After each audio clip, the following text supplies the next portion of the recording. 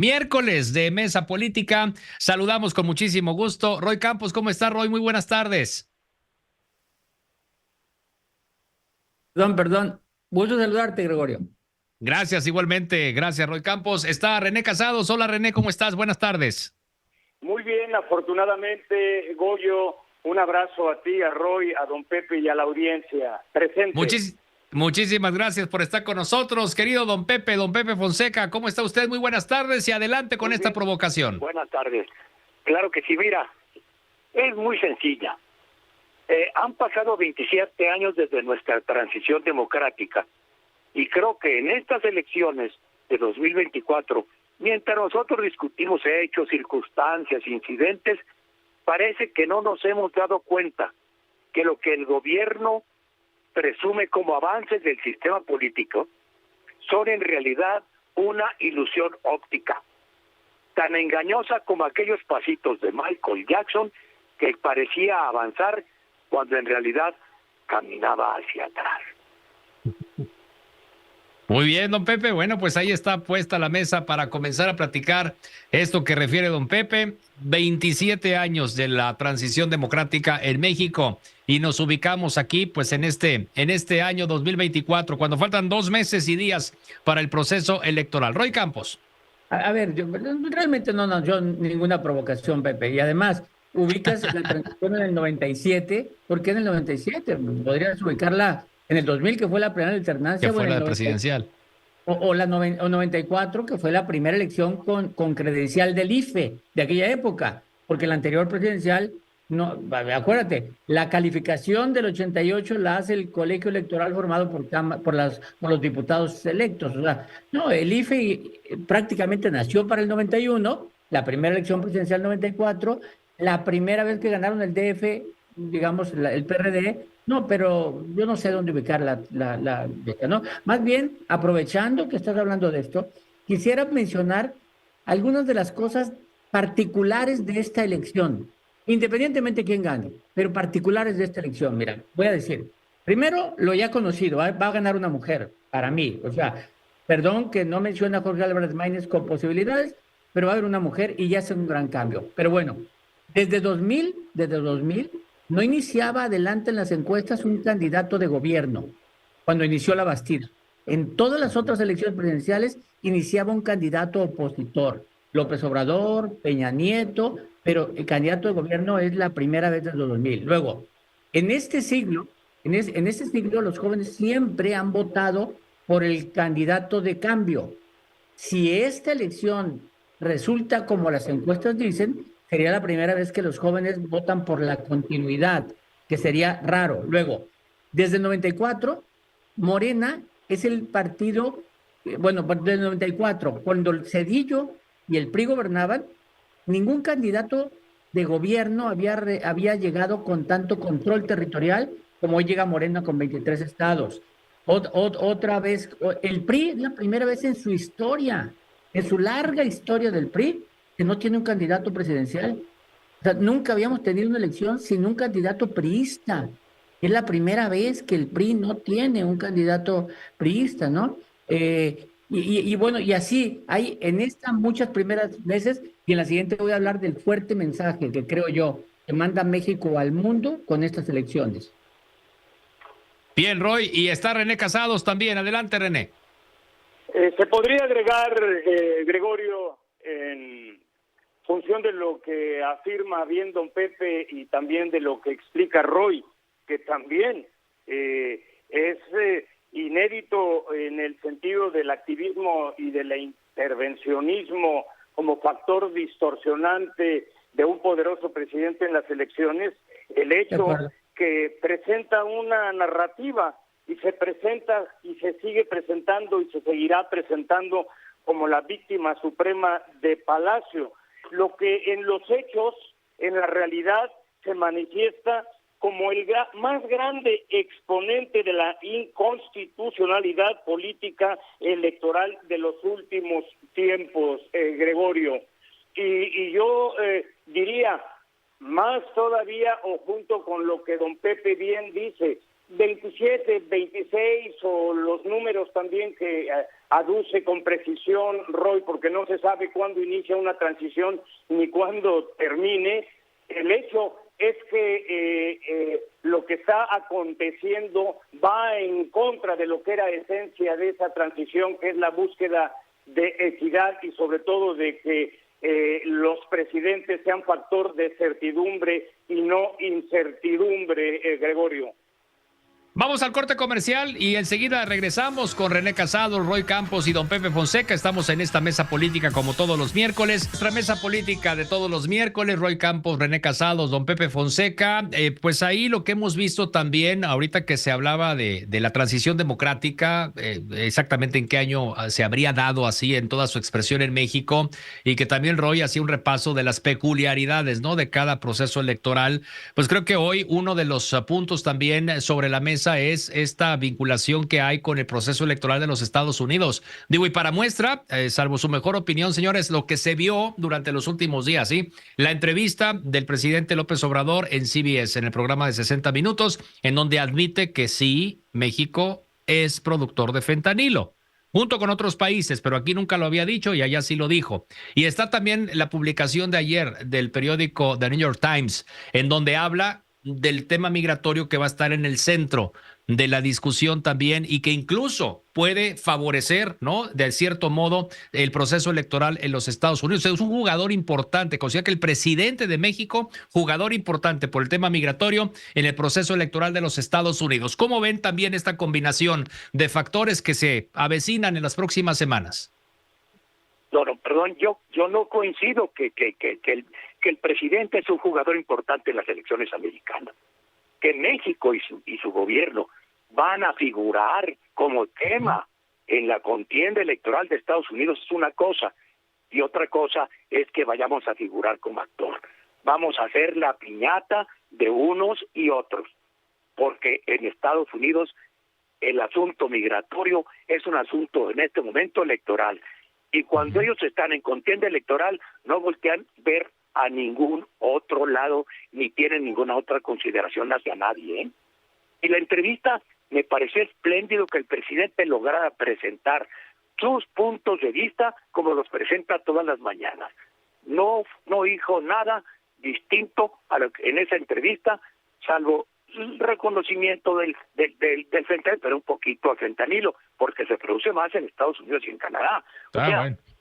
Es una entrevista de propaganda, yo lo entiendo, y tiene toda la razón y todo su derecho de presentar su punto de vista, pero lo que me extraña es que un demócrata como Roy no considere que es atentatorio que un presidente cotidianamente esté provocando ya como costumbre y violando la ley electoral y retando a la ley electoral para hacer uso de su derecho y estar confrontando la ley, haciendo propaganda a favor de su partido y de su candidata.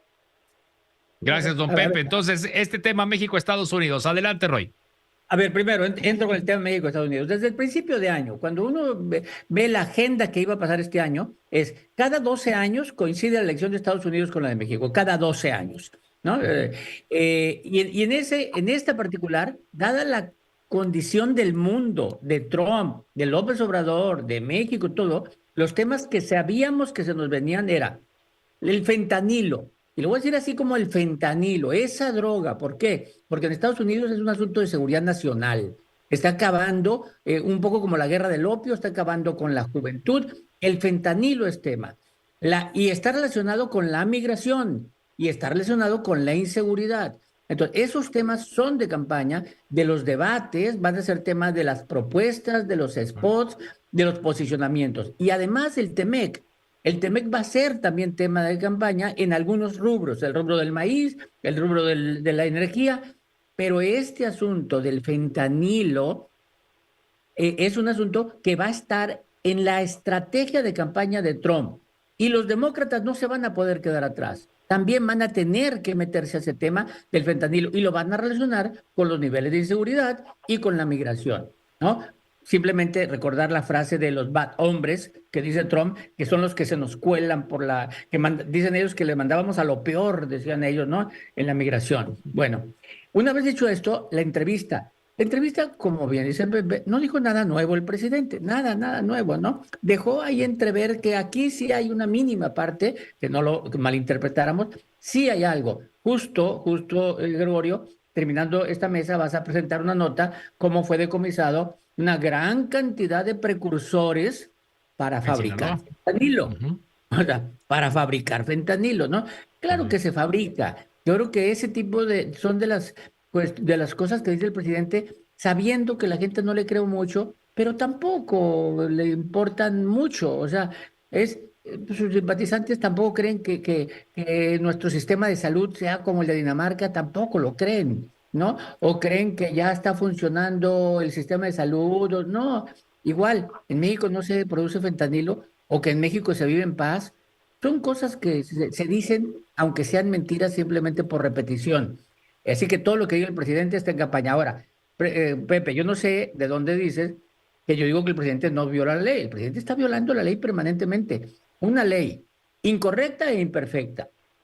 Incorrecta, pero que él promovió que existiera, ¿no? O sea, incorrecta porque no se debería prohibir a nadie que hablara, incluso para defender sus gobiernos.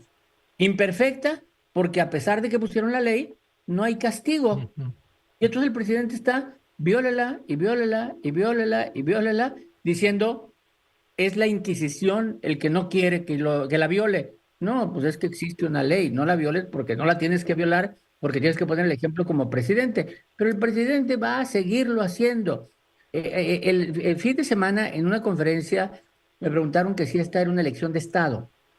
Yo dije, yo no sé si es de elección de Estado, no sé la definición de elección de Estado, pero estoy seguro que si el presidente López Obrador fuera opositor, a esto le llamaron elección de Estado por la intervención del entonces presidente. Bien, Roy.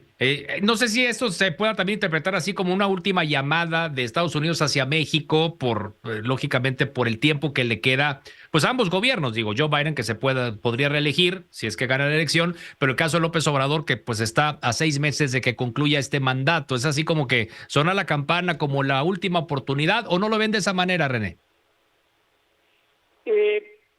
Mira, yo coincido mucho con lo que opina de entrada don Pepe.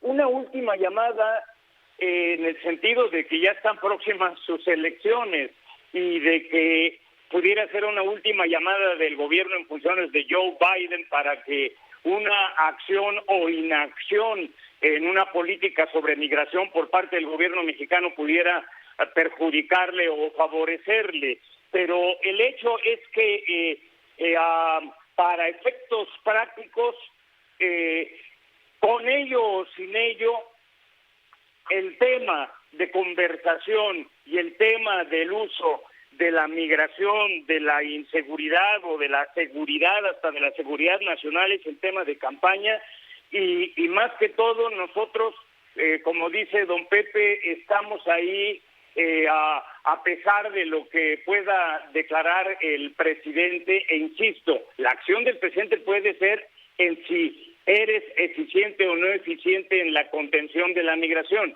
pero por lo otro, a más de piñata, somos las víctimas, entre comillas, de un uso retórico por parte de las campañas. Por eso es que escaló Joe Biden lo mismo sobre la frontera y la política de migración en la misma. Yo creo que como última llamada y todo eso, coincidiendo ahí en esto contigo, Gregorio, para ellos eso ya está descontado, tienen encima las campañas y el hecho concreto es que somos tema, pero tema es la migración, tema es la inseguridad y el uso que ambos candidatos están dando y seguramente darán en el desarrollo de las campañas. Bien, René. Entonces, en este 27 de marzo, pues prácticamente estamos cerrando el primer mes, ¿no? De las campañas presidenciales en nuestro país. Y digo prácticamente cerrando porque, pues sabemos que de voz de algunos candidatas o candidatos, no habrá actividad jueves, viernes, sábado, quizá ni el domingo. Entonces ya transcurrido el primer tramo de las campañas presidenciales, nos vamos a acercar al primer debate presidencial ya a principios del mes de abril, pero ¿qué tendrían que hacer en estos momentos quienes aspiran a la presidencia de la República. ¿Seguirle igual o tratar de redoblar el paso? Don Pepe, comienzo con usted. Bueno, la doctora Sheinbaum no tiene por qué preocuparse. Ella tiene que seguir su campaña como la está haciendo, porque finalmente quien está haciendo lo que llamamos el trabajo, llamémosle trabajo sucio, pero es una figura nada más del lenguaje. El que está peleando, siendo el pararrayos y todo, es el presidente. Entonces, si así va, y así está moviendo el presidente al gobierno a favor de la candidata del partido oficial, la doctora Sheinbaum mal haría ella en hacer algo distinto. Hoy, por ejemplo, decía alguno de los propagandistas de Morena, decía aquí en Fórmula, que hay cambios, la oposición lo único que hace es atacar. En cambio, la candidata doctora Sheinbaum presenta propuestas, por supuesto que sí, y es lo que ella tiene que hacer, porque faltaría más que siendo la candidata del partido oficial, y un partido oficial tan poderoso como está en estos momentos Morena, fuera a lanzar críticas al gobierno. Pues ella presenta propuestas y se va tranquila y no tiene por qué y confrontar con una y otra declaración nada más lancetazos en cambio la candidata de la oposición no le queda más que seguir golpeando, porque lo único que le queda es capitalizar el descontento que exista y a ver cuántos descontentos junta para el día de la votación. Bien, don Pepe, adelante, Roy, escuchamos.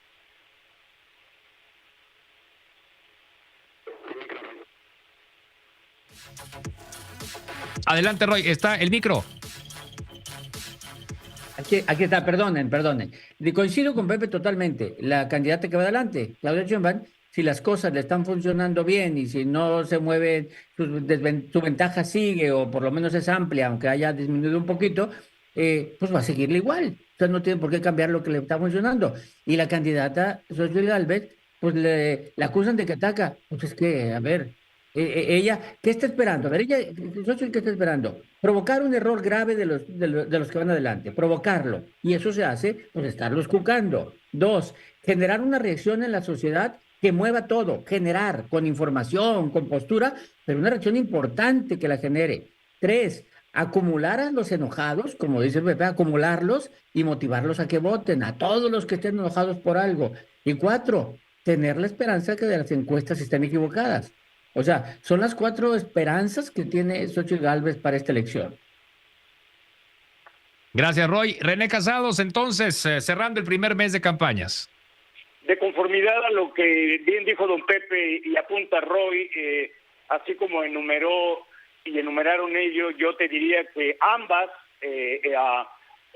lo que tienen que hacer pues es lo que todo estratega sabe, que es comunicar no solo ideas, sino mostrar la historia o seguirla mostrando de la vida y personalidad de la candidata o del candidato mismo, transformar esa biografía en una narrativa eficaz con ideas, fuerza, donde la campaña comunica, la fuerza idea comunica y la candidata misma comunica todavía más, que se inscribirse como lo que pretenden ser, como líderes de propuestas, sí, pero también con una narrativa fuerte, como hacedoras y constructoras, una del cambio y otra de continuidad en el cambio, como se ha presentado, y concebir la campaña como una verdadera cruzada reformadora por un lado y de continuidad por el otro. Y obvio lo que se enuncia como reglas inmutables en la campaña, buscar erigirse y movilizar a sus bases, apostando también en su iniciativa por la franja de los indecisos. Pero yo creo que ya bien lo apuntaron don Pepe y Roy de lo que es la coyuntura actual y cuál es la estrategia de Claudia Sheinbaum o de Xochitl Gálvez.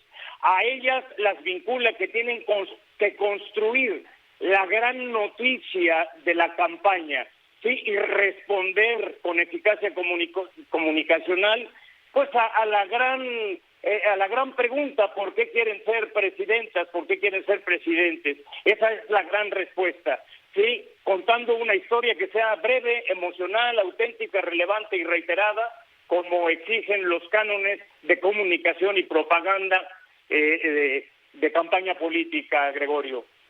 Bueno, pues ahí estamos. Muchísimas gracias, René. ¿Y con qué frase nos quedamos, don Pepe, para cerrar? Mira, ahora que estamos con tanta violencia, me acordé de una frase que encontré por ahí de José Ortega y Gasset. Dice, el mayor crimen está ahora no en los que matan, sino en los que no matan, pero dejan matar. Muchísimas gracias, don Pepe. Muchísimas Muchas gracias, Roy. Gregorio. Gracias, René. Buenas tardes. Muchísimas Hasta luego. gracias. Próximo miércoles, la mesa política en este espacio de Joaquín López Dóriga.